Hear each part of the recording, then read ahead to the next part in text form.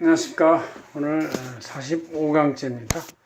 자, 제목은 임대부동산의 부부 등 가족 공동등기와 각종 세금의 분산 효과들 뭐 이런 뜻인데, 우리가 일반적으로 상식은 뭉치면 살고 흩어지면 죽는다 뭐 이런 뜻이죠. 근데 이제 이 세금 문제만에 있어서는 뭉치면 많고 흩어지면 적어진다 뭐 이런 뜻으로 개념이 반대죠. 그 이유는 각 개인별 별산 제도에서 세금도 따로따로 계산한다는 그런 논리가 양도세, 또 보유했던 임대 종합소득세, 또 처분할 때 상호세 등등에 다 공동으로 적용되고 있고, 또 다단계 늦은 세율 구조이기 때문에 어쨌든 사람을 갈릴수록 또 팩터가 많을수록 세금이 줄어드는 그런 계산 구조죠. 왜냐하면 다단계 늦은 세율이라는 것은 갈릴수록 낮은 세율 구간을 2번, 3번, 4번 이렇게 적용할 수 있다는 얘기니까.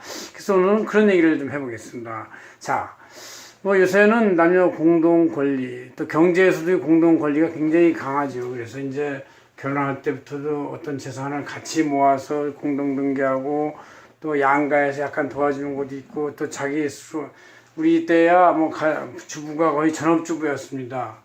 50년대생들은 그냥 또 그 당시 사회 분위기가 결혼하면 직장을 나와야 되는 그런 분위기가 좀 있었어요. 근데 요새는 절대로 그렇지 않고, 또 부부 중에서도 어떤 때는 배우자 쪽, 여자 배우자 쪽이 더 아주 월급이 많은 직업도 있고 그래가지고 사회가 이제 어떤 자연스럽게 평등화된 걸로 많이 느껴지고 있습니다.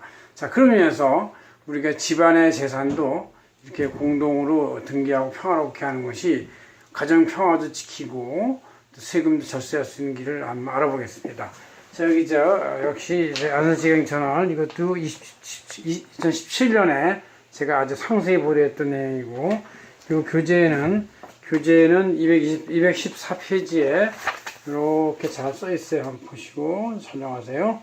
자, 우리가 여기 임대부동산이 가족 중에서 주로 배우자를 주로 얘기하는데, 공동 등기했을 때 약 50대 50 했을 때 각종 세금이 어떻게 분산과 절세가 되느냐를 한번 보면, 언제 자금 추천조 입장에서 볼 때 일단 본인이 취득했으니까 본인 추천에 문제가 없어요. 배우자한테 주더라도 이분이 전업적인 부부로서 소득 원천이 없다 하더라도 10년 단위로 6억 원이니까 한 큐에 6억 원, 6억 원 곱하기 2배, 12억짜리 아파트라 할지라도, 부동산이라 할지라도 취득함에 있어 자금 추천 문제가 없다는 얘기가 나올 수가 있는 것이죠. 그 다음 취득세는 같아요. 취득세는 어차피 같은 개념이고, 그 다음 이거를 보유했을 때 임대 소득에 대해서 나오는데, 임대를 자기가 소유하면 사용하면 임대소득세 없겠지만, 어떤 한 채 일세 때 넘어가지고 한 채가 더 있을 때는 임대소득이 발생하는데, 임대소득자가 이제 취득자 입장에서 볼 때는 이미 소득 원천이니까, 자금 원천이니까 근로소득이나 다른 사업소득이 있었을 거예요.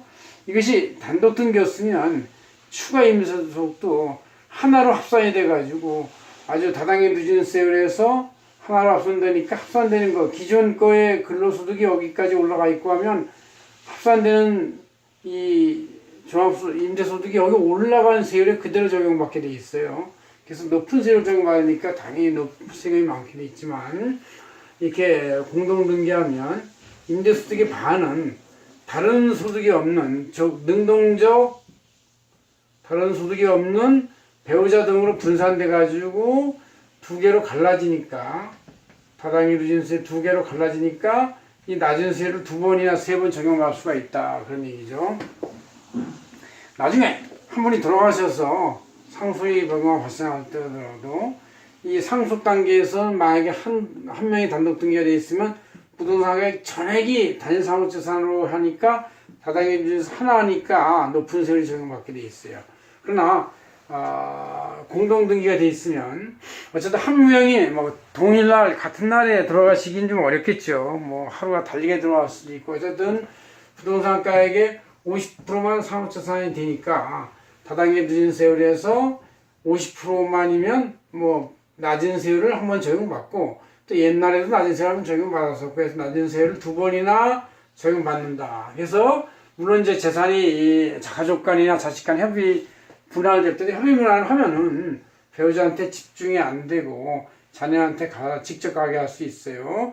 향후에 배우자가 돌아가실 때에도 역시 50%만 상호세 합산이 되니까 역시 상호재산의 10%부터 50%까지 가는 나단계 늦은 세율의 낮은 단계를 2번이나 시점이 달리해서 따로 적용받을 수 있다는 차이가 또 역시 큰 절세 효과가 있는 것이고, 처분할 때 중도에 이제 상속 전에 처분할 때 양도소득세도 단일 취득한 소유자의 경우는 이제 전체 양도소득세가 자신의 단일한 양도 차익을 발생하니까 늦은 세율, 높은 세율을 다 적용받게 되어 있습니다. 그러나 이렇게 공동 등기하면 양도소득을 무조건 50대 50 아니면 40대 60에 갈라가지고 늦은 세율이 적용되니까 다단계 늦은 세율에 2번이나 따로 갈라는 걸로 해서 낮은 세율 구간을 다 답습을 향유할 수 있다. 뭐 이렇게 2번이나 적용받는다. 낮은 세율 구간을 이렇게 볼 수가 있는 것이죠.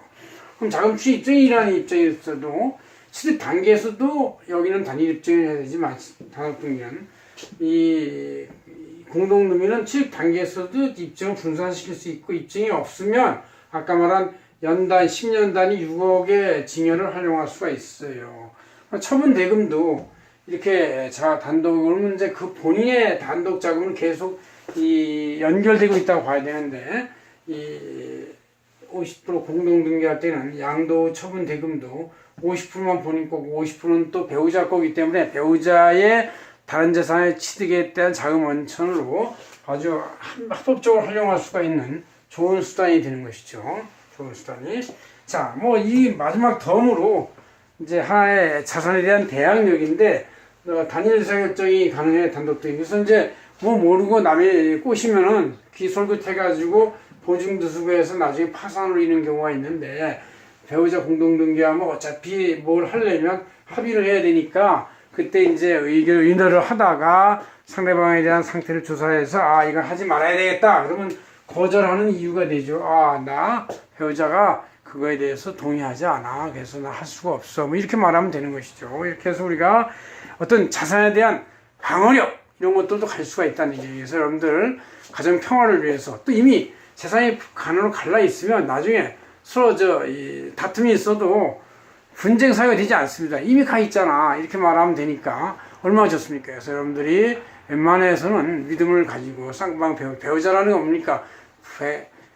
검은 몸을 바쁘게 되도록 그 백년 해로하는 것이니까 끝까지 산다는 생각과 각오 속에서 끝까지 이렇게 공동등기를 하시거나 재산을 가급적 능동적 사업소득이나 근로소득이 없는 배우자 쪽으로 이전시키는 것이 합법적 절세 방법의 가장 최우선의 방법이다. 그렇게 알고 계시면 되겠습니다. 고맙습니다. 박윤종 회사였습니다.